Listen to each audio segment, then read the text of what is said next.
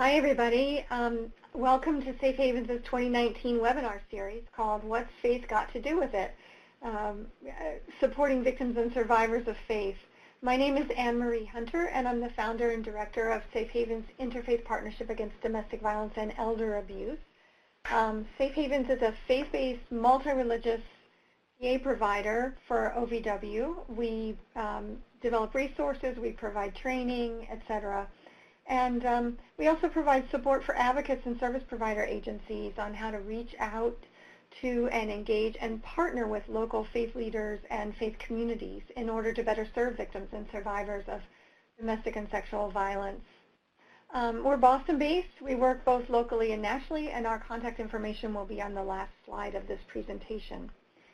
We are deeply grateful and honored to have the support of OVW as we do this work, which is groundbreaking on so many levels. So we're very glad to be here today and want to welcome all of you with us. Since February, the webinar series has explored sexual and domestic violence through the lens of various cultures and faith traditions, including why faith is important to faith-affiliated survivors, spirituality, sexual violence and healing, domestic violence through a Christian lens, and domestic and sexual violence from an African-American perspective. So all the webinars in the series will be recorded and posted to the Safe Havens website. Today is number 5 in the 9 webinar series, and today's title is Responding with RAHMA, Removing Roadblocks for Muslim Survivors.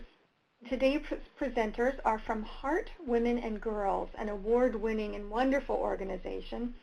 Heart stands for Health Education, Advocacy, Research, and Training, and the agency uses all of those to enhance the sexual health literacy of Muslim communities and to prevent sexual violence. Heart has 5 full-time staff and 20 contracted trainers around the United States, and they're primarily located in Los Angeles, Chicago, and DC. So we have 2 presenters from Heart with us today. Nadia Mohajir is a lifelong Chicagoan. She's Pakistani-American Muslim, mother of 3, public health professional, reproductive justice activist, and an anti-sexual assault advocate. Nadia is the founder and executive director of Heart, and she's led the organization in providing sexual health education and sexual violence awareness programming and advocacy to thousands of individuals and organizations and campuses around the U.S. Heart has broken many cultural barriers and ultimately aims to dismantle the stigma, silence, and systems that prevent individuals from seeking information, healing, and justice. And with us also today, one more thing to say. Nadia has worked in the field for over 15 years in a variety of settings. She has a master's degree in public health, which she earned in 2009 from the University of Illinois at Chicago. She has her bachelor's degree in public policy studies from the University of Chicago, many awards and honors, including her inclusion in the Novo Foundation's most recent Move to End Violence cohort. So also with us today is Samira Qureshi, who holds a master's degree in occupational therapy and has spent many years working with children with special needs, as well as working in the fields of mental and sexual health education in schools and in the community. Samira joined Heart in 2013. She's the full-time director of education and training, passionate about integrating the fields of research, Islamic spirituality, and sexual health into practical capacity-building programs that are accessible to Muslim communities and the professionals who serve them as well. Samira works with mosques, Islamic schools, community-based organizations throughout the U.S. and Canada, who has won numerous awards, including the Barbara Seaman Emerging Activist Award from the National Women's Health Network. So as you can see and hear, we are in good hands today. So looking forward to the presentation. Nadia and Samira, I can't thank you enough, and I will hand it over to you now. Thank you so much, Anne-Marie, for that generous introduction. Samira and I, are so grateful to be here today, and we're so grateful to Safe Havens for this partnership, and of course OVW for supporting this work. And we're just really excited to be here today and sort of share, we're almost 10 years old. We're going to be celebrating our 10-year anniversary in 2020. And so we're really excited to be able to share some of our learnings and the tools that we've developed over the years to help advocates and others who are responding to survivors in Muslim communities to respond to them with values that are very aligned with Islamic principles of compassion, which is RAHMA in Arabic, and justice and accountability. And so we're really excited to be able to share some of our work with you today. So this is just an outline of what you will be hearing from us today. You'll get a little bit of background on American Muslims and Islam. You'll get a little bit of background on some of the data that we're finding around what's happening in Muslim communities with respect to sexual violence knowledge. We're going to talk a little bit about how religion and culture can be misappropriated in Muslim communities to sort of victim blame and perpetuate rape culture, talk about some barriers to disclosure, introduce our power and control wheel that we released last year, and then also share with you our Responding with RAHMA framework, which is a framework that we use to train both Muslim communities as well as mainstream professionals on how to respond to Muslim survivors upon initial disclosure. So, I know Anne-Marie gave a really great background of our work as a national organization, and so I don't want to spend too much time on that, but I do want to talk a little bit about why we do the work that we do. And our stories, I am founder and executive director, so I've been doing this work with HEART in particular for 10 years, and before that, as you know, I was in other public health and reproductive justice spaces. And Samira has been doing this work just as long, and even, going into about her 6th year with HEART. And so what I really want to talk about is how, the core staff, myself, Samira, and Seher, who's in Los Angeles, we were doing this work in our respective silos, in our respective communities, before we came together under the umbrella of HEART.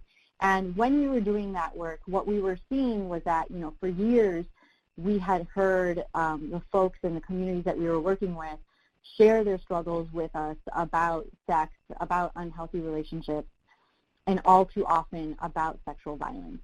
They spoke of being frustrated of not having access to culturally responsive information and resources, and they also expressed fear of seeking the existing resources in their local communities due to the shame and stigma associated with sex and sexual assault in Muslim communities. Many others often shared about the challenges of living at the intersection of gendered Islamophobia and reproductive justice. We're going to define gendered Islamophobia in a little bit in the next couple of slides so you get an idea of what that means. But what we learned when we connected as like a national team, a global team, in fact, because Samira was in Canada at the time, and Seher was actually in Singapore at the time, we started documenting the stories, of course, in a way that was confidential. But what we noticed was a pattern, and that was that, though very different with respect to race, socioeconomic status, geography, and even day-to-day religious practice, many of these stories shared something in common, and that was that these communities or these people, individuals, did not feel like they had the personal agency or the tools to critically think about how their bodies and sexual violence and sexuality and sexual health and faith, can intersect and can inform decision-making and inform their ability to safely access resources and services. And so often what resulted was that these individuals navigated the world alone and in silence. And we believe at HEART that this silence is what ultimately contributes to gender inequities and violence in our communities. And that at the root of this silence are decades of systemic oppression, such as patriarchy, racism, classism, white supremacy, and Islamophobia. And so, HEART, that's sort of what HEART was founded to sort of dismantle and disrupt and break that silence. And so our work, offers accurate sexual health and sexual violence resources to empower individuals to become agents of change in their own communities. And one of the ways that we do that is with a public health framework. And one of the things that we really look at is this concept called social determinants of health, which is informed by cultural and religious identity. So it's this idea, social determinants of health is this idea where we live, work, and play can have a bigger impact on our health than healthcare delivery itself. And there's emerging research in the last few decades showing that religion and faith should be added to that. So where we live, work, play, and pray can actually have an impact on our health and our ability to access information and services. And so that's sort of the framework that we're using when we develop our programming and we bring it to Muslim communities. We're bringing best practices from public health education and reconciling that with Islamic values of compassion and accountability and justice, and really making the argument that this is a public health issue that we have to sort of address. And so, we really look at the role of religion in health and how it informs healthcare behaviors and decision-making. In positive ways, it can help provide a support system and reduce anxiety, but also in some of the negative ways, it can result in, relying overly on God or create shame and stigma, which you will learn about soon. So that's just a brief overview of our framework. And I just wanted to ask you all to use the chat box just for a minute. If you'd like to share, your experience working with Muslim survivors and what you think are the biggest barriers that they're facing to seek services and the services that are available to them. And I'm just going to give you all a minute to just write it in the chat box, and then I'm going to turn it over to Samira to begin the actual presentation.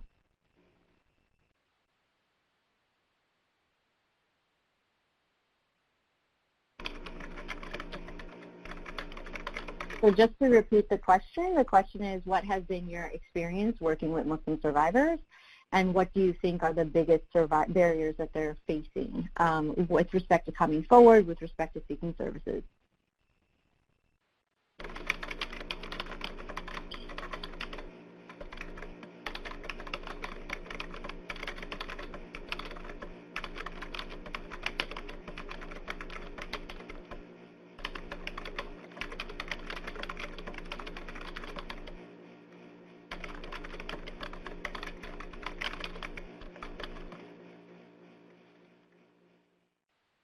I see there's multiple people talking. Okay, so I've seen a few victims of sexual assault. The problems or barriers are definitions being different in my state, and the isolation of victims from their community. They feel that they cannot report. Yes, Samira will be talking a lot about that. Our students want assurances of confidentiality, which is difficult to guarantee on campus.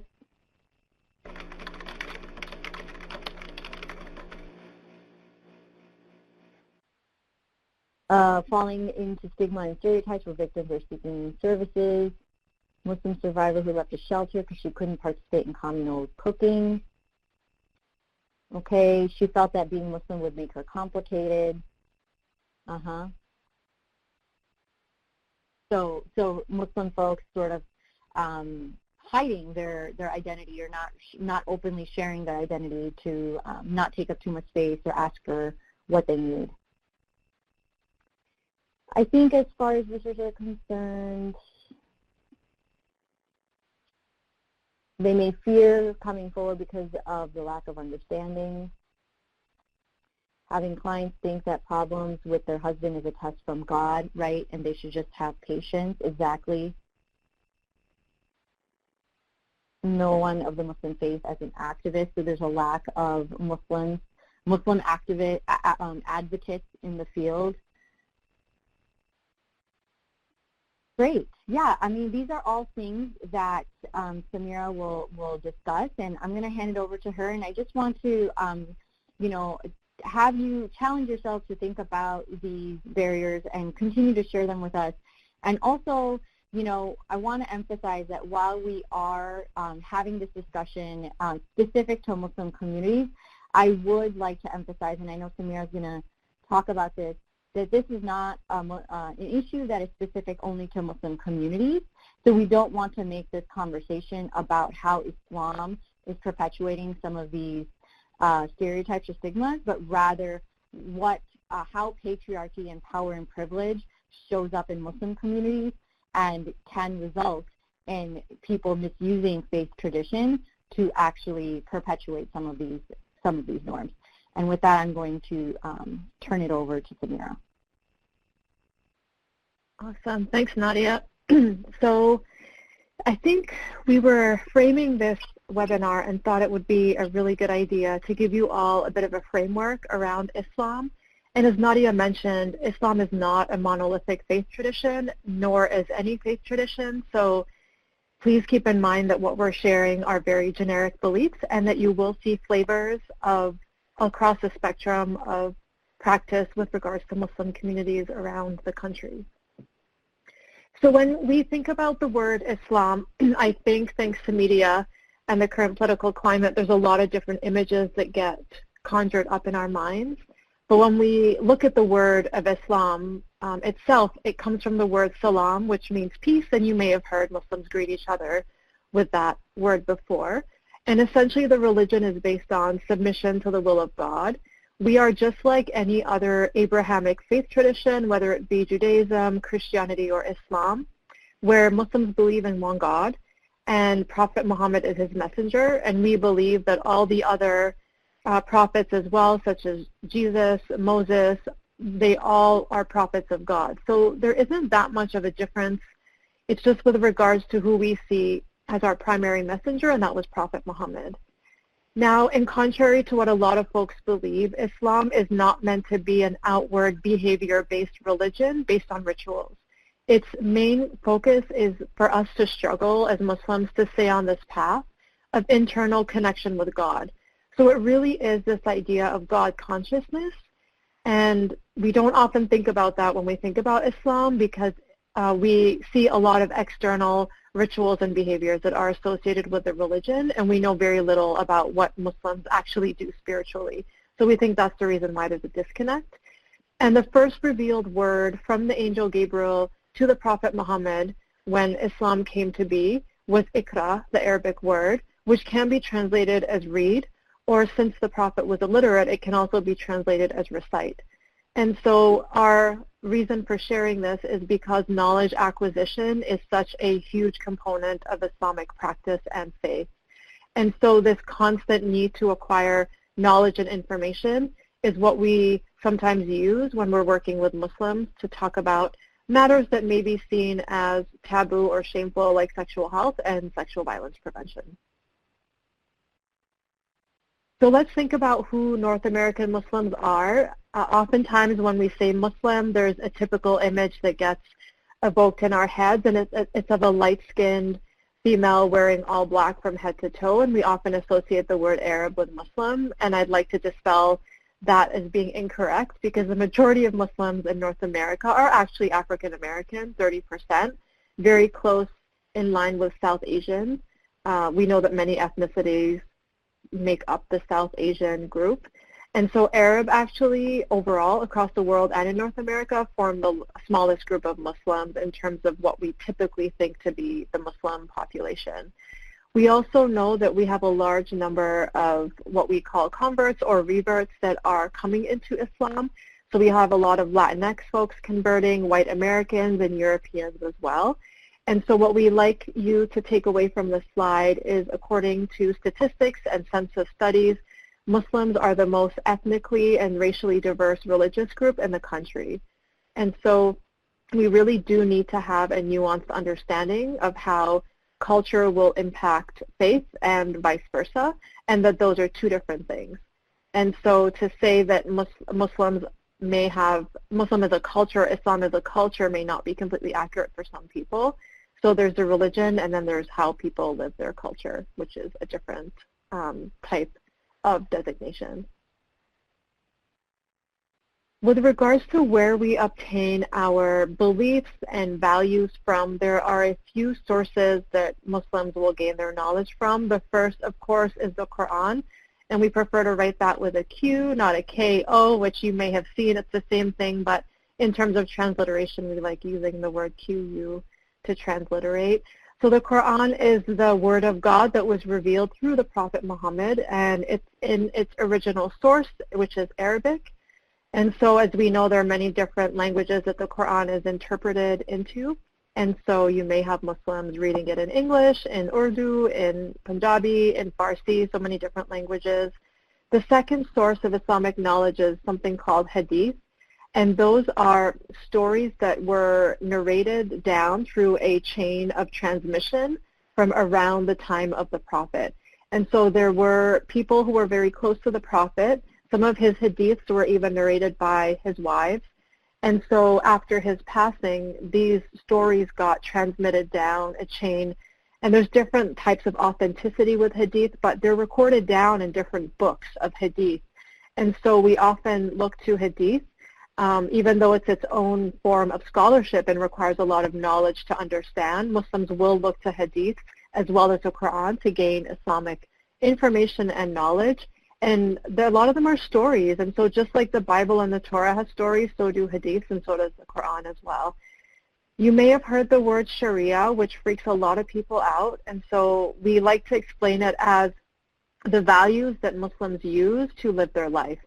There are Sharia rules around things such as how to prepare for prayer, how divorce gets fairly carried out, how the earnings or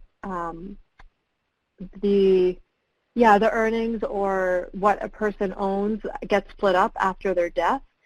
And so it's really important to know that Sharia is just the way Muslims use their values to live their life. So it is not in and of itself a legal system the way we define legal in North America. And finally, we'd like to say that there's a rich history of female scholars within the Islamic tradition, some of which were his wives. And his first wife, Khadija, was probably one of the most, we often call her a scholar because she was the first one who was there when the Prophet started getting his revelations. And so there's a lot of female scholarship within the Islamic tradition. As Nadia mentioned, we also have patriarchy that exists in our communities and with who puts out religious tradition through interpretation, so that sometimes gets erased. But we're hopeful because there is a rich tradition of female scholars who are coming out now, and that information is being resurrected once again. Now there's two different schools of understanding, in quotes, with regards to what Islamic core values are. And we like to say that when there are misunderstandings about Islam core values, oftentimes the focus is put on three things: modesty, privacy, and sexual purity. And we will link this back to sexual violence down the road in this presentation, but we'd like to say that those are actually not Islam's main core values when you look at our tradition from the Quran and the Sunnah, which is the tradition of the Prophet. Instead, when we look at the Quran and Islamic values, we actually find these ones to be the most important: justice, mercy and compassion, which as Nadia mentioned, that translates out to be RAHMA, which we'll be talking about, equality, respect, freedom of choice, and accountability. And so when we look at those two different types of values, we like to say that the first, modesty, privacy, and sexual purity, is actually a patriarchal interpretation of Islam, and that actually marginalizes a lot of people when that's the focus. But when you actually go to the religious text and the sources itself, the second line, justice, mercy, compassion, respect, those are what really matters, and it's what is the foundation that practicing Muslims should be focusing on with how they practice and live Islamic values. So believe it or not, Islam is a sex-positive religion. If we were to go back to when Islam came about, there was absolutely no shame around sexual health matters at the time of the Prophet. So there are many stories and hadith that talk about how women used to gather, for example, and they would take cloths that they used to wipe their vulva area post-menstruation, and they would actually go to one of the Prophet's wives, Aisha, and ask her, how do I know when it's okay to pray? Like, what is the right color of discharge that shows me that I'm ready to be purified and that I can pray again? So this was actually seen as being forward-thinking and being open, because women at the time especially were seeking knowledge about their bodies, and that was seen as a spiritual act of worship. So it was very open. There are verses in the Quran and Hadith that are very explicit about sexuality. There's verses about foreplay, about sexual pleasure, about women and men having equal rights within sexual pleasure in marriage. And so it's sex positive, definitely within the framework of marriage. And that sex and sexuality overall, from an Islamic framework, is a private matter when no one is being harmed. So there's a difference between actions that I choose to take when it is only involving my body, right? But there's a difference when I may be harming somebody else, which we'll talk about, that's sexual violence. That is when it needs to be made public, because now there are people being put at risk and being put at harm, and there's this value of protection and community good that we need to enjoin. And so Islam overall is a sex-positive religion, and that means with regards to how sexual violence is dealt with and how survivors should be supported. So a couple of years ago, we were given a grant from Reliance, and this work looked at sexual assault prevention work on campuses across the country. So I believe we had 5 campuses that we worked at, and we aimed our work at Muslim student associations on these campuses, and we also had some non-Muslims attend our workshops. And so CURL, the Center for Urban Research and Learning at Loyola in Chicago, helped us analyze some of the data that we were getting. So we were doing pre and post studies with these Muslim students to figure out, did our program have an impact on their knowledge, skills, and attitudes towards sexual violence? And so there were about 100 and upward of 120 to 30 students that were surveyed. And so when you look at this first graph, non-Muslim being on the top, Muslim being on the bottom, this designates the number of students known who've experienced sexual assault. So if we look at the darkest green area for both of those categories, non-Muslims, 58% knew people who'd experienced sexual assault, whereas for Muslims, the same level was only 26%. So we are interpreting this to mean that Muslims do not, in overall, maybe have the same level of knowledge of other people in their lives who may have been sexually assaulted, and that there are barriers to why this is happening. And some of it is education and lack of safe spaces, and also lack of how to respond. So in general, Muslims knew less people who had been affected by sexual assault compared to their non-Muslim counterparts. This second graph looked at 2 different areas of knowledge. The first on the bottom left, sexual violence issues overall affecting students on campus, and then to the right, what resources were available for our students on campus. So again, if we compare the Muslim to the non-Muslim bars, what we see happening is that the Muslims tend to have some smaller percentages on the higher end of the dark green compared to the non-Muslim. So the dark green is 80 to 100% is where we want to be. And in general, Muslims did not have as much knowledge about issues and resources on campus compared to their non-Muslim counterparts, which again quantitatively verified what we've been seeing as a team doing the work across the country. And then finally, we asked students about familiarity with some sexual violence terms: rape culture, sexual assault, male privilege, and the RAHMA principles. Not surprisingly, Muslims rocked the RAHMA principles. Of course, it's an Islamic value, so to teach them something that's in line with words that they're used to hearing, that concept actually got picked up faster by Muslims than non-Muslims. That's not a surprise. But when we look at the other 3 terms, it was actually the non-Muslims that had more familiarity with the terms across the board. And so we want, again, to point out that this is basic foundational knowledge about the root causes of sexual violence, and Muslims are not knowing this information, mostly because we believe up until we've been doing this work, it just hasn't been given to them in a way that's in line with their values and a way that is in line with how they are best able to learn these terms and the information about sexual assault. So we talked a little bit about Islam 101, and now we want to flip the narrative a bit about how religion and or culture is misused.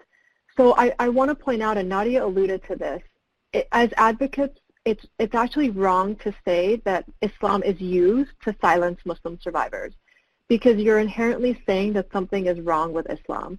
So I'd really like you all to pay attention to language, because as we know, language is powerful. So instead, the terminology should be when Islam is misused to justify sexual assault, misused to silence survivors. Because already there's this notion out there that Islam is inherently violent, and that needs to be dispelled, but we can only do that with language that is accurate. And so we want to introduce this idea of misappropriation or misuse of religion in particular. So when we look at the prevention side of this chart on the left side, there are three main categories that Nadia and I and our team just keeps hearing over and over again about prevention work. If only you dress modestly, you're prevented from being sexually assaulted. If only you didn't interact with the opposite gender, you wouldn't be prone to sexual assault. And the last one, unfortunately, is a lot of Muslims are misunderstanding sexual assault to be consensual premarital sex. And so that is absolutely not true. And so just to be aware that that misunderstanding may occur. And as we all know, engaging in sex is a mutually consensual activity, and sexual assault is not. And so you may come across that in working with Muslims, and you may have to do some work to dismantle that. The middle category has to do with protecting perpetrators. So for example, there's a value that talks about give 70 excuses to your Muslim brother or your sister if you see them doing something wrong. Now that's meant to say like, oh, they're late for a meeting, or they may have said something that insulted you. Like, we're talking about minor transgressions here. We're not talking about sexual assault being a minor transgression, so we should, quote, protect the perpetrator. So we have to be careful about how these religious verses are being misinterpreted to support perpetrators, unfortunately. There's another one that talks about if you cover up the sins of your fellow Muslims, then your sins will be covered up on the day of judgment, in the afterlife. Well, we know that when the sin causes public harm to somebody, such as sexual assault, then that sin can't be covered up because you are actually not doing anything to prevent further harm from happening, and you're not standing up for justice. So that in and of itself is not true. Another one is forgive to be forgiven. So if you forgive the sins, you'll also be forgiven. Again, it is up to nobody to forgive perpetrators apart from the survivor themselves, and that cannot be used to tell survivors what they should and shouldn't do with regards to forgiveness. That is their healing journey, however they choose to take it. And the last point is really important. So unfortunately, we're living in a very Islamophobic climate. And sometimes, no, actually a lot of the times, Muslims have also internalized Islamophobia. So this is an example of which we'll talk about a bit later, but we've actually heard people in leadership positions within Muslim communities say things such as, well, you can't report this Muslim to the police because it's going to give fuel to the Islamophobes. It's making Islam look bad. We already look bad at it as it is, so we can't really air our dirty laundry with regards to this sexual assault or instance of sexual violence happening. And so it's really important to understand that Islamophobia, which we'll talk about, is not only an issue when it comes from non-Muslims on the outside, but we as Muslims are internalizing it, and we're actually turning it against our own fellow Muslims and doing horizontal hostility by shutting down survivors. So that is something to keep in mind, because we've been dealing with Islamophobia for many years, and it seems to be heightened at this moment as well. And then the last column has to do with religious rulings. And I'm not going to get into detail because these are very technical, but I will give an overview. For example, there is this religious ruling that talks about premarital sex and extramarital affairs with regards to 4 witnesses, where basically nothing can be proven until 4 people who exactly witness the same act of intercourse down to the T happening. And so unfortunately, Muslims are misusing this with regards to sexual assault and saying, well, where are your 4 witnesses? How can you say this happened if you don't have your witnesses? So Muslims themselves are not understanding the true basis of this verse as being something that was actually given as a mercy to prevent private sins like extramarital sex or premarital sex from coming out into the public. It's not to be used for sexual assault. And the last one is that many Muslims not understanding that marital rape is true. Like, it happens, and consent is not given the day of the wedding. Consent, if you look at Islamic tradition with regards to sexuality and intimacy, consent is ongoing, it's consensual, and it is mandatory between husband and wife if we're looking at sexual pleasure. And so marital rape does exist and is a form of sexual violence.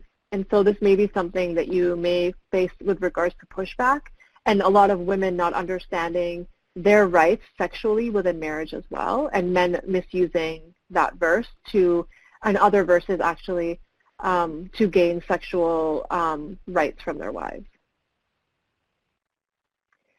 So we all know, working in the field of sexual violence, that there are many barriers to disclosure that prevent survivors from coming forward. And for Muslims, it's absolutely no different. And before we created this new document, which is available on our website, Barriers to Disclosure, Nadia and I used to talk about it in terms of internal Muslim community barriers that would prevent survivors from coming forward, and then external community barriers that would prevent survivors from coming forward.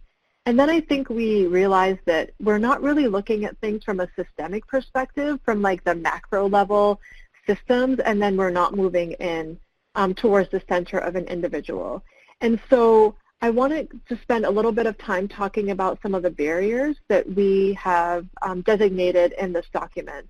And so the first one is personal, which we all know that survivors themselves face personal barriers to coming forward. And I think we can all think about what those barriers are, such as not being believed, shame, doubt, fear or love for the abuser, no tools or language to identify sexual violence, and also power dynamic, because we know that their power is present with sexual violence. Let's move to the next the next wall, which is family. And so the same barriers exist from a family's perspective: not being believed, being blamed or shamed, fear of causing hurt to the reputation of the family or financially, for example, wanting to protect family honor, and then also just being forced to stay silent because there is a fear of Islamophobia and a retaliation against families, both from inside the community and then outside of the community itself. If you move into the next wall, the third one, the community barriers, so those are specifically those barriers which prevent survivors from seeking services. So the same ones exist: not being believed, not being blamed or shamed, and then there's also social consequences. So what if people find out that I, as a single woman, was sexually assaulted? What if that affects my ability to get married, being outcast, losing friends, faith leaders sweeping it under the rug? And our community is really having a lack of first responders who are trained to respond. So somebody mentioned in the chats that, yes, there are very few Muslims who are actually trained to be brokers to support survivors through their healing and disclosure process. And so what happens is that there's not that linkage between community to external services. So that's the third set of barriers that we are noticing coming up. The next one is legal, which we all know that the legal system does not support survivors. Very few perpetrators ever spend a day in jail. The legal process is re-traumatizing. We also know that there's this mass incarceration happening, especially with Black and brown people in this country, and that affects Black and brown Muslims as well, disproportionately. And so there's a lot of complications that happen with the legal system. And so it's not always seen as an option for Muslims to report to law enforcement, because we all know that law enforcement and the systems and policies in place are actually making Muslims more vulnerable to state violence as well. And so we will touch upon that a bit later on in the presentation. Institutional barriers, so as we know, levels of bureaucracy that can slow down the process, lack of culturally responsive and trauma-informed services from institutions ranging from hospitals to counseling centers to service providers. Like, institutionally, these institutions are just not equipped to support survivors that are Muslim. And there can be a power dynamic as well when there's misunderstandings about Muslims. So we all have implicit biases. So when we have a Muslim woman who is wearing hijab walk into our space, what are the first gut feelings that come up? Do we think she's oppressed? Do we think that we need to rescue her? Do we think that she is in a religion that's inherently oppressive and that this is something that she just has to deal with? And I'm saying all these things as a Muslim, maybe hard to hear, but these are things that we still come across, is that there are tropes of Muslim women that actually prevent them from receiving services from institutions. So that's something that needs to be addressed as well. And then structural barriers. So Nadia mentioned the word patriarchy. Men in power protect each other, and we see that within our Muslim community and outside of it. We know that there's xenophobia, anti-blackness, homophobia as well, which will definitely prevent Muslim men from coming forward with regards to sexual assault. There's racism. Now Muslims are being racialized based on their racial identity. There's oppressive government policies. Like everything you see happening in our political climate trickles down and impacts survivors directly. And so we can't just treat survivors as an individual who is seeking sexual violence resources and not think about these 6 different categories within which they exist. So we as Muslims and as everyone, we're navigating these different barriers and these different levels of institutions and also ways of being. And so we can't just zoom in on the micro level of personal and ignore everything that's happening, which yes, will make your job more challenging and nuanced, but if we're providing holistic services or we're wanting to, then that's what we really need to get down to, is seeing an individual in coexistence with all of these different barriers that may come up. So we are so incredibly in love and proud of this project that we worked with the Justice for Muslims Collective. They are an organization, a nonprofit in DC, and they specifically look at the intersections of state violence with Muslims. And so JMC and HEART, we work together to create a power and control wheel for sexual violence in Muslim communities. And this is very much based on the Duluth wheel for power and control within domestic violence that was developed many years ago now, almost 30 years ago. And so what we were realizing is that in doing our work, that we weren't really seeing nuanced ways of understanding sexual violence, both when we talk to our Muslim counterparts and educate them, but also with talking to providers. And yes, Claire, this is available on our website. So I'll type in the link after the webinar in the chat box, and then all of these tools are downloadable. So you'll definitely be able to see a larger version that can be shared with folks. Yeah, no worries. And so before we go into the different slices of our wheel, we recently started using this tool to help people, Muslims in particular, understand types of relationship and distribution of power. So when we're talking about sexual violence, we're talking about the far right side where the red arrowhead is. We're talking about one-sided distribution of power, and there's violence happening.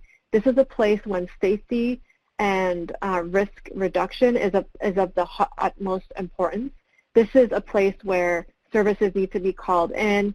There needs to be advocates called in. So this is a place where action needs to be taken. And this is for Muslims to understand that this is not a place where we are trying to brainstorm how to help the two parties, quote, reconcile differences. So this is a place where there needs to be intervention right away, and the survivor is the focus. When you move to the middle of the spectrum where it's unhealthy, toxic, and contentious power, that is where we like to say that interventions such as counseling could be brought in if we're talking about an intimate partner relationship or marriage. So we're talking about there being an unhealthy relationship where power is kind of contentious, but there's not visible or tangible abuse happening. So one person's safety and well-being is not at risk. And it could be, but it's not at risk yet. And so this is where interventions such as counseling and social emotional learning can be supportive in some relationships, right? But the point at which it starts progressing towards the right side, then that needs to be dropped. And we're looking at sexual violence now. And then, of course, the left side is green, ideally healthy relationship, equal power. And so we encourage you all to maybe use this model to help Muslims in particular understand what they're facing. Because oftentimes Muslims, such as non-Muslims, will sexualize sexual violence when we know that it's it's the weapon that's used and it's not the motive, because the motive's power. And so we need to be able to empower survivors, if they're needing that, to help them understand, like, look, this is about power and control. It's not about sex and sexuality. That was the method. It wasn't the motive. And so this is a powerful tool that we're realizing that we can use with our communities, and we encourage you all to do the same as well. So let's take a zoomed look at the power and control wheel. So yes, the pie slices can be really challenging to see up close. So we just did the same slide in a bit of a easier way to see. So a lot of these categories are the same as the Duluth model, for example. So we have victim blaming and shaming. We have emotional forms of abuse, such as threats and intimidation, using secrecy. So oftentimes, this is where the Islamophobia can come in, like, you know, people can't find out about this, or, for example, perpetrators saying, well, we're talking about sex and intimacy, like that's a private matter, you can't talk to anyone about this. So really it's being used to silence survivors. Shame is there. I'm going to skip over gender Islamophobia for a second. Exploitation. And so sometimes within marriage, for example, victims can be exploited because of their citizenship status in the country, but also they can be exploited with regards to Muslim men saying, well, you can't out me or you can't report me. I might be tried as a terrorist. You know, I'm a visible brown Muslim man. There are ramifications. I'll be perhaps tried under countering violent extremism if you report me. So again, that's internalized Islamophobia, but it can be used to exploit victims and to keep them in a very harmful situation. And we will be talking about spiritual abuse next, so I'll save that for a little bit. But also grooming. So this idea that oftentimes, and I know as advocates we don't think this, but common folk think that their sexual violence, when they hear the word violence, that it's very like sudden, it's very aggressive, and it's just kind of a one-time thing.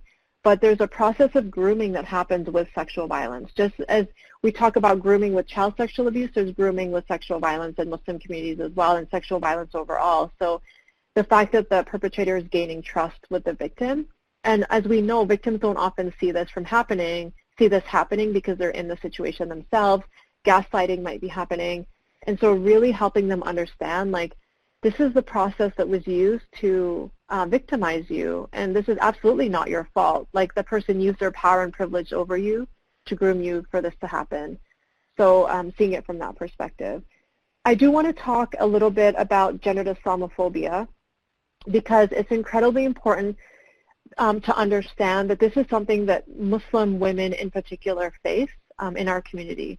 So gendered Islamophobia is the way in which Muslim women, especially those who are visible, who wear the headscarf or more as a, for example, like they wear the face covering as well, or they're just very visibly Muslim, it's the way in which they face the majority of hate, majority of phobia, and the majority of sexual violence in our communities. And so there are a lot of stereotypes that actually will be more harmful for Muslim women when they come forward to report sexual assault. So for example, there are a lot of tropes or stereotypes about visible Muslim women.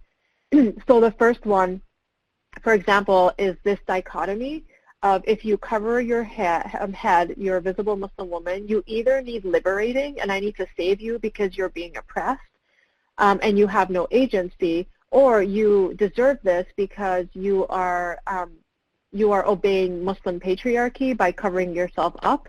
And so either way, I need to rescue you because you are oppressed. So that's one trope or stereotype that we hear a lot that's absolutely not true. And so that can impact how service providers treat Muslim survivors when they come forward. Also, it creates a hierarchy of victims about who deserves to be given support and who doesn't. So who to us is a more tangible, palatable Muslim? Who can I relate to supporting? Who can I relate to feeling good about saving from this oppressive religion of Islam? And I'm being sarcastic when I say that, but that's what sometimes can happen when we think about gendered Islamophobia. Also, unfortunately, when violence is linked to Muslims, it's always exotified. So when I say Muslim women and violence, oftentimes there's these ideas of like, honor violence coming up, acid attacks, female genital cutting, for example. So we tend to have these categories of violence that we stick Muslim women into facing, when actually domestic violence in America is the #1 killer of women, and that is the exact same thing as honor violence. Yet we don't call it that because we're talking about white women now and white men.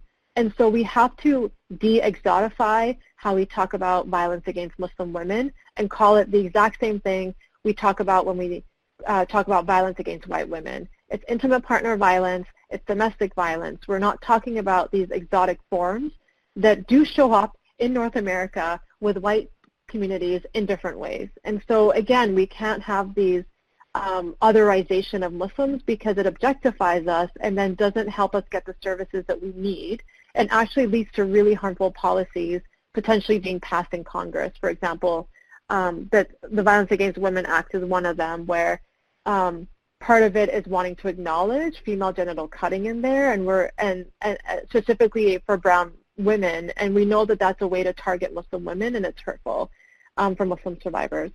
And so overall, Muslim survivors and communities are at a dichotomy where we are hyper visible when we look at security and when we look at, quote, terrorism, yet we're also invisible when we look at the services that we need for sexual violence. So it's this really challenging place to be, and I really challenge you all as advocates to just sit with that for not only a second, but for a while, because you are at the intersections of supporting Muslim survivors. And so how do you deal with Muslims being hyper visible in every form of security, and then being made invisible because it's thought that we deserve these forms of violence because Islam is inherently oppressive? And so just being able to sit with that and understand how complicated your role can be is something that we'd really like you all to take away.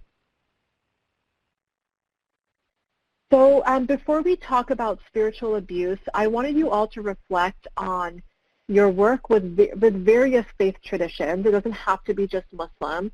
When I say the word spiritual abuse, could you type in the chat box some examples that you've dealt with or come across with your work with survivors?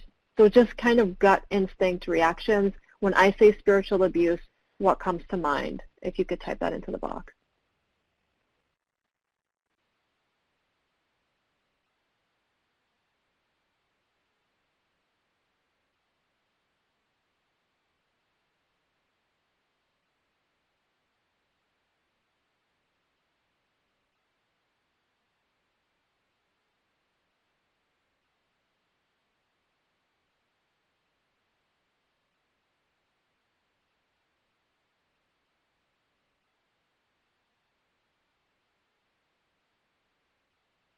Yeah, so exactly. So spiritual abuse is exploiting, misusing religious sources like Quranic verses or hadith to support domestic violence. That is absolutely one. Yes, Caroline's saying domination and control. Absolutely. So spiritual abuse equals control over victims.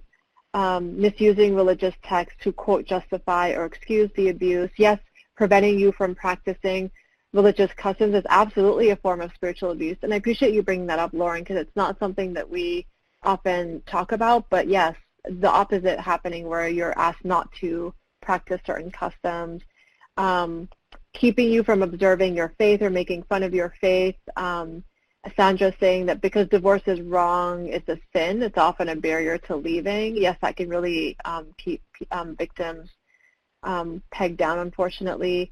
Manipulated into religious sexual cults, using the doctrine of women's submissiveness to believe that their experience of domestic violence is an example of their piety. Absolutely. We've definitely come across that stereotype as well. Abusers saying that women can't, that God can't hear women's prayers because of their gender. Bible verses, submit to your husband. God hates divorce. It's funny because Muslims misuse that one too, so we're in the same boat with that one, Joanne. Using faith as a reason or justification for sexual abuse. Spiritual abuse for me is when someone exploits the Bible verses about marriage in order to shame women for their own rape because they're not pure anymore. Yeah, Hannah, it's amazing. Just as we talk about this crosses faith traditions, we have the exact same thing happening within Muslim communities, and I'm sure Jewish ones as well. Yes, Ghada, women's ignorance of their religious rights. So you all could probably go on and maybe even facilitate sessions on spiritual abuse because it's so prevalent and it's just so insidious. And so, yes, there is a hadith, Mona, saying about the angels cursing if you don't have sex with your husband. And as Ghada mentioned, there's actually a full research paper that Ghada helped write about this through RAHMA that demystified that. And then disobedience of husband angers God. So yes, there are many and no shortage of ways in which you all are understanding spiritual abuse, and that's what exactly shows up with Muslim communities. So we have a definition that says the use of religious knowledge, or I should say misuse, in combination with male privilege to gain control over a victim. And then somebody recently said this phrase that I really love, toxic moral absolutism, which at first I was like, that's a really big mouthful. But when you think about it, that's exactly what spiritual abuse is that it's somebody taking something from a religious tradition and then making it seem absolute in a toxic way so that it is imposed on somebody else to control their actions. And so I really like this idea of toxic moral absolutism. Maybe because I like big words, but it resonated with me because that's exactly what it is, whereas sometimes spiritual abuse is dismissed as being something that's not as important. So maybe that word gives it a bit more weight and can explain to folks what it is. So examples that we hear are, I have more knowledge about Islam than you do. So we often will hear Muslim men use that quite a bit. And not everything from male scholarly religious figures say that, and then husbands in marriage. So there's a range of how men are using that phrase. There's also that idea that men have a greater degree of rights over women. And so them saying that they have more power or privilege over the women in their lives. And then another example of spiritual abuse is, well, we had sex, gaslighting, right, saying that we had sex when it was really assault. We need to keep it between us, otherwise we're publicizing a sin. So this idea that you are misconstruing consensual sex for sexual assault and that you're saying it shouldn't be publicized is pretty common, and what we hear perpetrators saying quite a bit. So spiritual abuse can not only happen when we're talking about assault, perpetrator, and victim, but it also happens within the Muslim community itself. So Nadia and I can probably go on and on about how many times we've heard communities and religious leaders actually spiritually abuse and gaslight survivors and protect perpetrators. So we're not talking only about within sexual assault or abuse itself, but we're talking about Muslims' response to sexual violence are forms of spiritual abuse towards survivors. And so keep in mind that when you're navigating this with a survivor, that they may need more support in navigating how many different types of spiritual abuse that they're facing beyond just the perpetrator that they are unfortunately bringing forward with their disclosure. And so overall, there were some lessons that we learned and have learned in doing this work. We know that there is a lack of tools with regards to supporting survivors outside of what HEART is doing overall. When you're talking about communities that exist across North America, Muslim ones, there's just a lack of tools on how to deal with disclosures of sexual violence. And one of those is that there's a lack of first responders. So there aren't a plethora of people out there, Muslim advocates, who are just ready to go with regards to responding to survivors. As a result, underreporting is even higher. So if you look at statistics, crime statistics of communities of color, Muslims are very similar in that underreporting for us is probably around 70 to 80% of the time. So oftentimes Muslim survivors will not come forward. You can think about what we talked about with Islamophobia and everything else being a barrier to that. And lastly, again, as I mentioned, Muslim communities are at this paradox of being hyper-visibilized for security reasons, but we're made invisible when it's to do with harm that's being befalled against us. And so how do you navigate that? And Muslims really feeling like we are invisible unless it's to do with national security. So that can pose a huge problem for survivors. And I will, from here, pass it on to Nadia to talk about the RAHMA principles. Hello. Thank you, Samira, for that really thorough presentation. I know that it's a lot, and it may seem like information overload, but we really like to provide a very comprehensive view on some of the lessons that we've learned working with Muslim communities. So before I actually introduce the RAHMA principles, I wanted to actually just to have everyone take a minute to answer this question. So what does your faith or cultural or family tradition say about compassion? And for any Muslims in this group, what does the word RAHMA mean to you?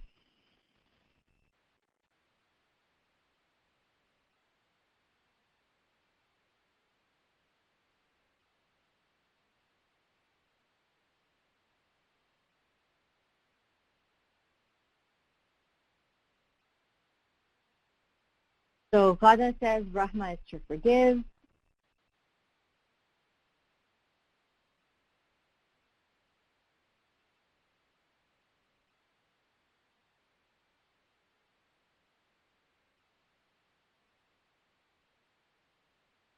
The sacrifice of self for others is one of the core principles in my faith. Compassion. Passion is a reminder of passion of Jesus who gave for all his church. Rahma is compassion and love.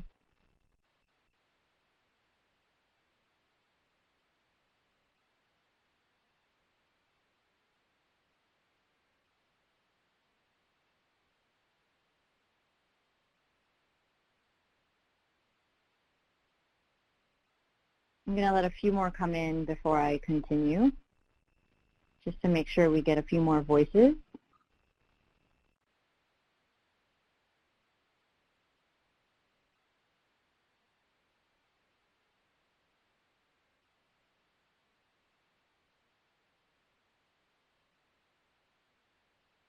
Love your neighbor as yourself. Forgive and you will be forgiven.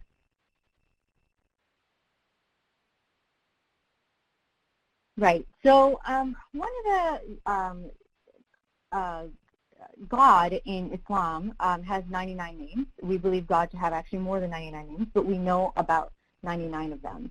And his most divine and beloved name is Ar-Rahman, which is the most compassionate. So when we begin anything, we say Bismillah ar-Rahman ar-Rahim, which is in the name of God, the most compassionate, the most merciful. So Rahim and Rahman are roots of the word Rahma, which is a divine compassion.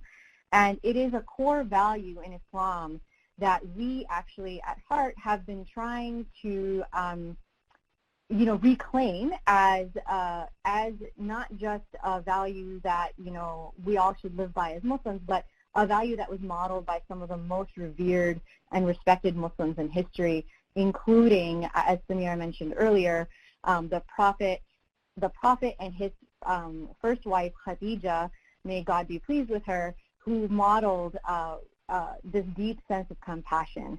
And we like to tell this story to sort of frame why we actually picked this word to sort of center the disclosure process around, or responding to disclosures around this process. And it's, it's a story of our prophet who, if you're a Muslim, it's a story that's told all the time about how he was more than 1,400 years ago, he was, retreating to a cave to reflect. It was during the month that we now know to be Ramadan, which is our fasting month. And one of those days, the year that he turned 40, an angel appeared before him and hugged him tight. And it was an experience that really scared him and shook him to his core. And the angel told him to read. And, the prophet was scared. He was also a man that was illiterate.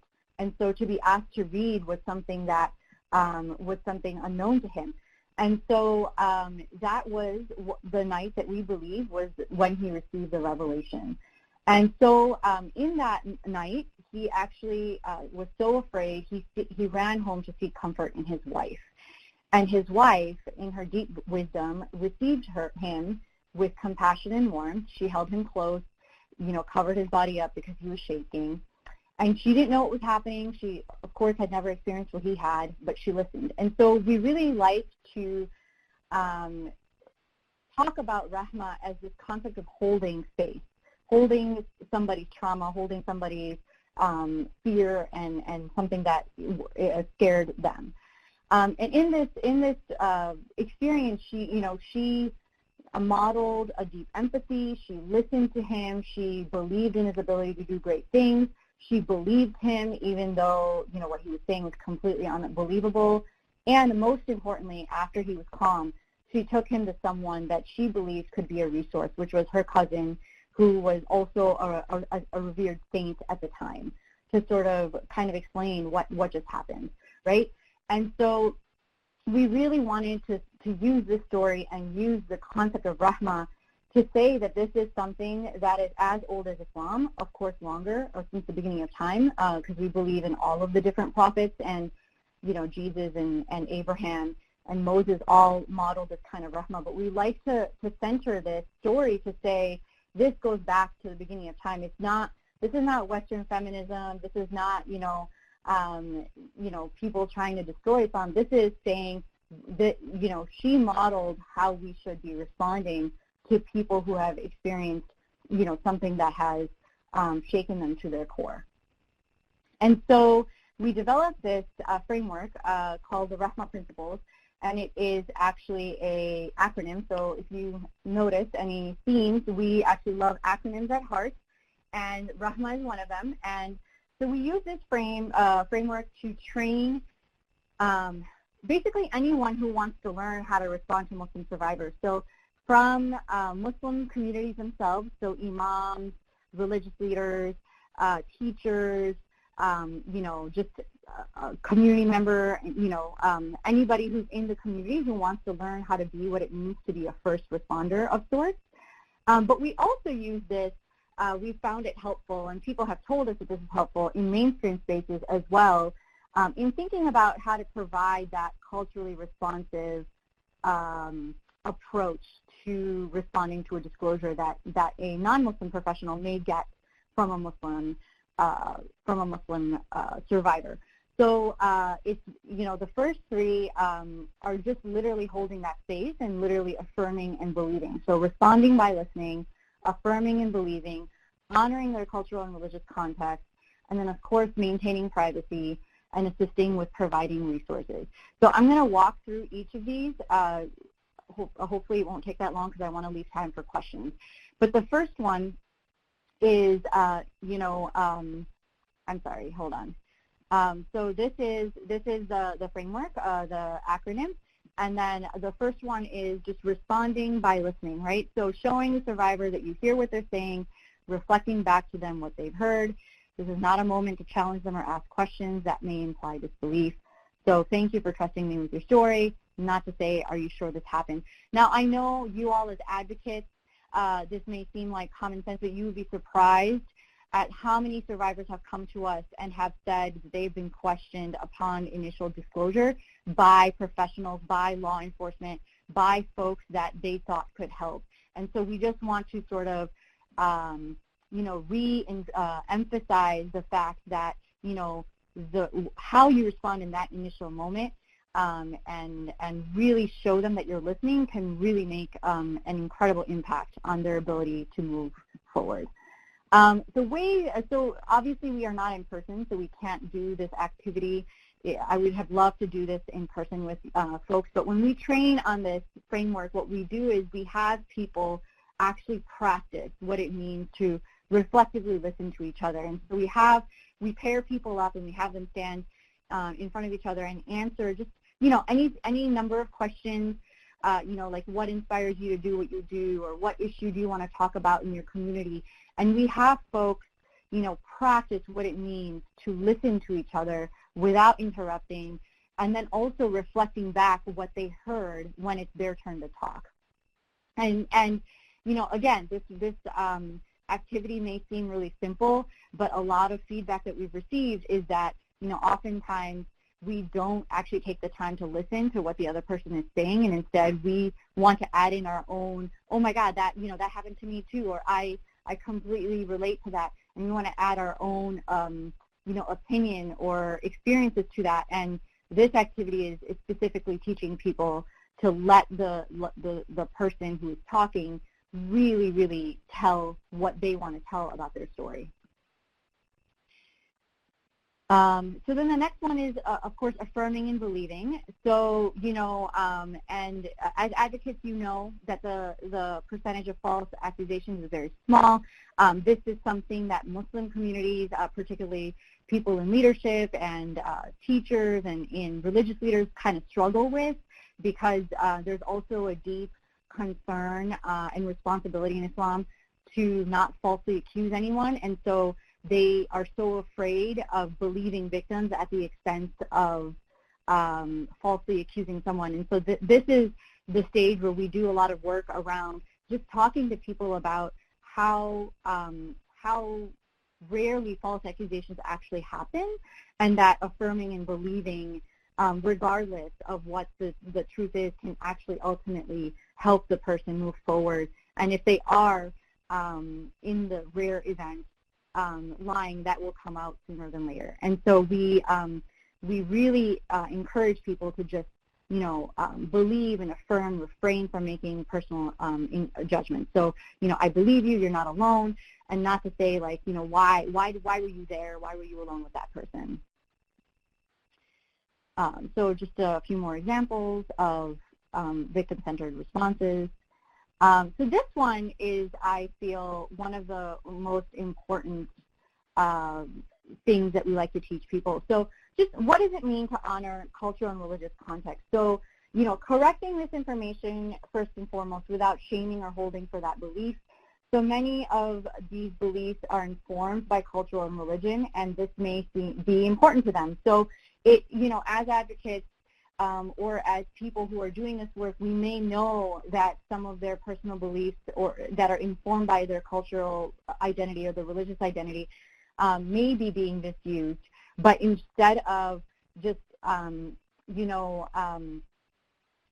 completely dismissing it, letting them actually hold on to that and really giving them the space to critically think about it. So I'll give you an example. This just happened to me this week.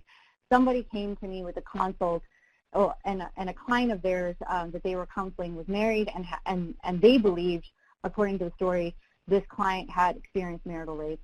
The counselor was quick to point that out, and the client actually, what resulted was that the client shut down, and she was unwilling to consider that the interaction that she had experienced was marital rape, because she actually believed in her obligations as a wife. To fulfill her husband's sexual needs and sexual rights and things like that. And so, as much as we as advocates and Muslims in the field know that sometimes husbands do use their power and privilege to justify forcing their wife to have sex, I don't believe that it was the most appropriate time in that moment to actually remind her of that.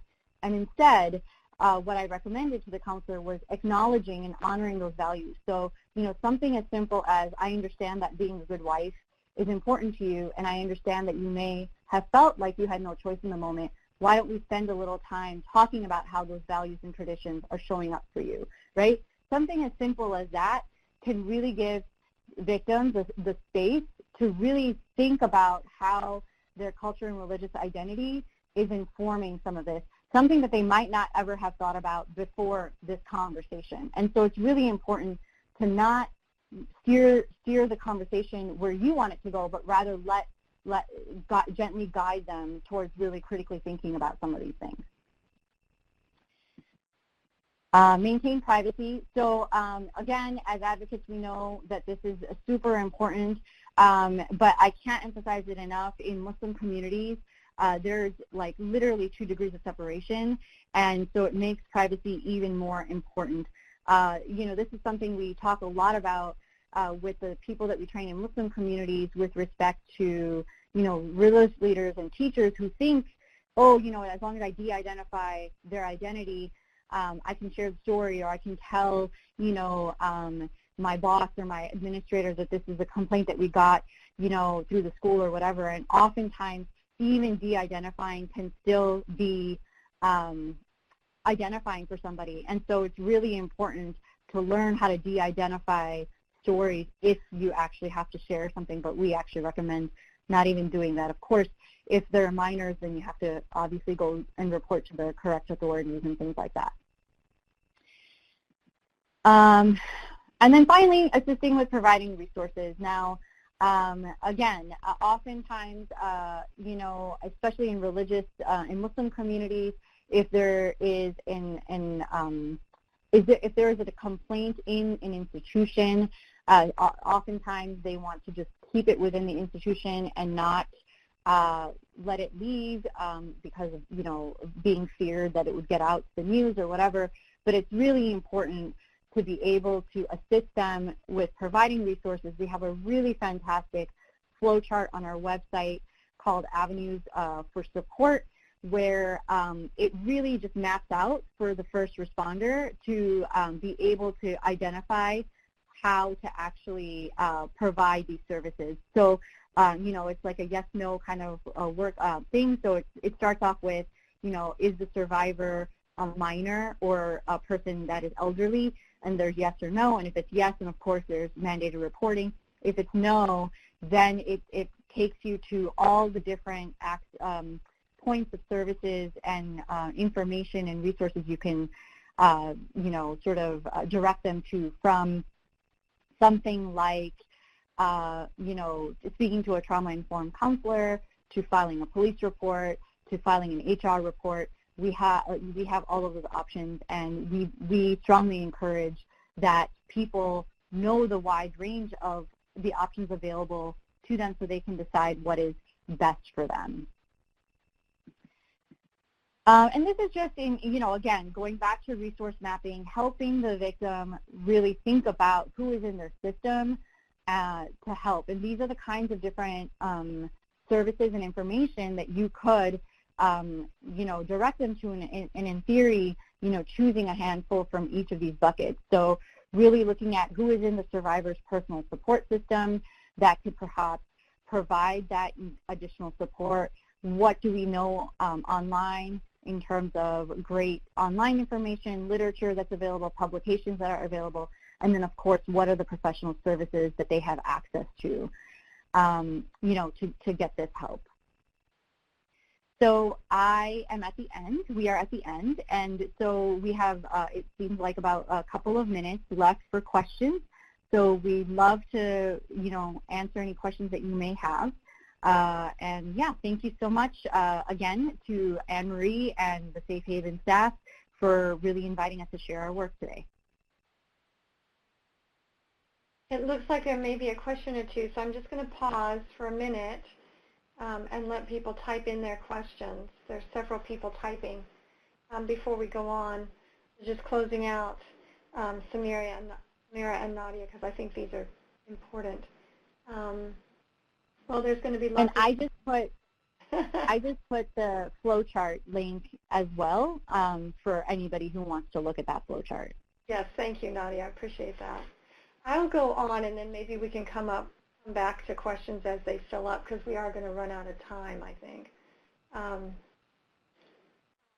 I just wanted to, first of all, thank both of you, Nadia and Samira. Fabulous, fabulous webinar. I'm so glad I was here. I'm on page 6 on notes, so thank you. And I think I'm not the only one scribbling away. This is super helpful, so thank you. I also wanted to thank NCJ FCJ for hosting, and to all of our participants. There are some more upcoming webinars. Casa de Esperanza is presenting in both English and Spanish, actually Spanish first, on April 30th and May 2nd, which is next week. You can sign up for that. We're also looking at domestic abuse through a Jewish lens on May 7th, and we're looking at the issues of faith and abuse within the GLBTQIA community on May 22nd. So all of those are upcoming. They will all of our webinars are recorded and put on our website, so please take a look at that as well. And let's see, I don't see any questions yet. Oh, here we go. How do you approach imams in the community about training them in sexual violence? Yes, Samira, I think it's great. Yeah, I was starting to type, and I realized I could talk because there's a lot to say about that. So without plugging us too much, that's actually part of the work we do. We have trained imams and boards of mosques on sexual violence. So that's an option. And Nadia mentioned that we have the RAHMA framework. We actually have 2 more frameworks that are geared at community leaders, and they are the Amana and Adala frameworks.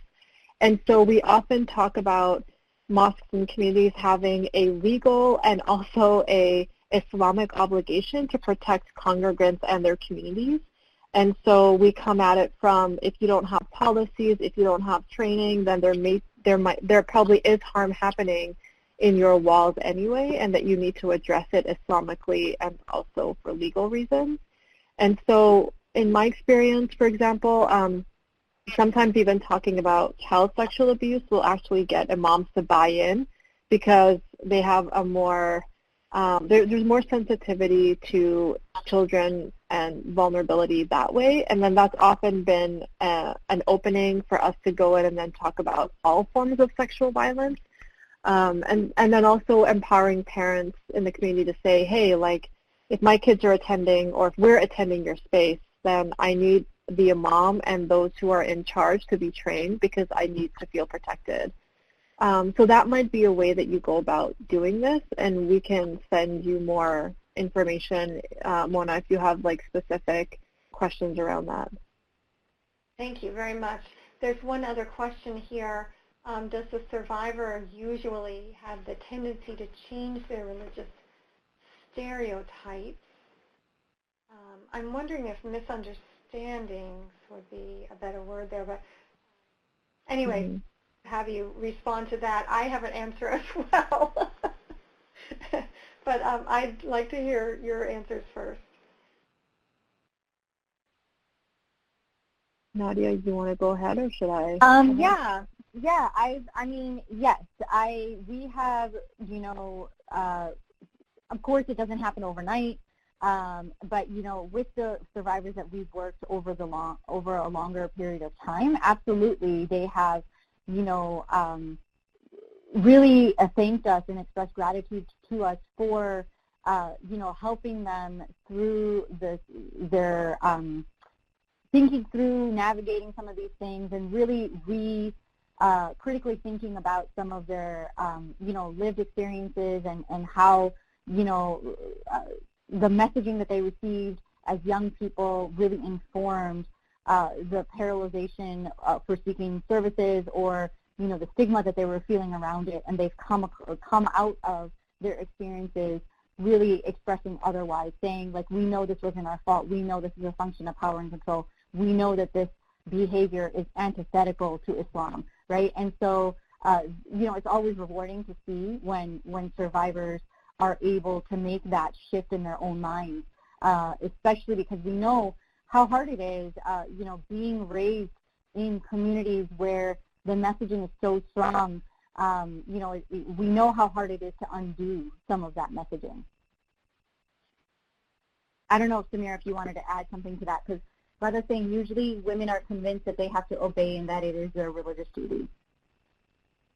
Yeah, so I agree with everything you said, Nadia. So Ghada, I think in working with survivors, everyone has their own healing journey. And sometimes what I've heard is that it can be really hard for survivors to let go of their understandings because it means that the foundation of what they understand and their worldview is going to be shaken up. And so healing is not linear. And neither is this idea of spiritual healing. So it may be more looking like a really rough journey in reconciling what happened from a spiritual perspective with regards to their understanding of their religious rights and duties. So I would say yes, and it depends. Yes, and it's not linear. Yes, and maybe no, because there may be 2 steps forward, 5 steps back. So I want to say it depends, but our role is to really hold space for women and to maybe survivors in general, but if it's a woman, hold space for them. And then if they ask for resources, if they ask for other understandings, then we guide them to the right place, but that we are not the ones that are guiding them without hearing that that's what they want to do. And I think there's a difference between those two. And I just shared another document that we produced about facts about sexual violence. This is based off of one of the slides that Samira shared earlier about the different, how faith and culture is misused. And this document kind of takes a deeper dive into some of the topics that she talked about. And this document in particular, many survivors have shared with us that it was really helpful for them to really help them kind of approach some of those misappropriations that they had been hearing and messages that they had been hearing their entire life, and really think about it from a different lens. I so appreciate everything y'all are saying, and can applaud and also affirm, speaking from a completely different faith tradition, and yet it's so resonant. And especially the part about not hurrying survivors.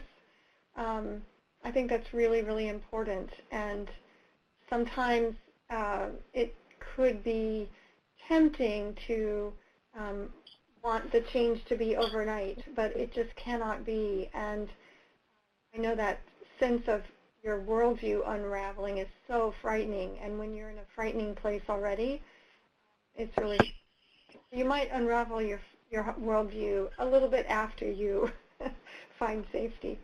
Anyway, I just wanted to thank you both so, so much for all that you've brought to us today, for the rich, rich presentation. I really appreciate it, and I know all of our participants do as well. I can see from the chat box that this has been great. So on behalf of Safe Havens, I just want to say thank you all for participating. Thank you so much, Nadia and Samira, again.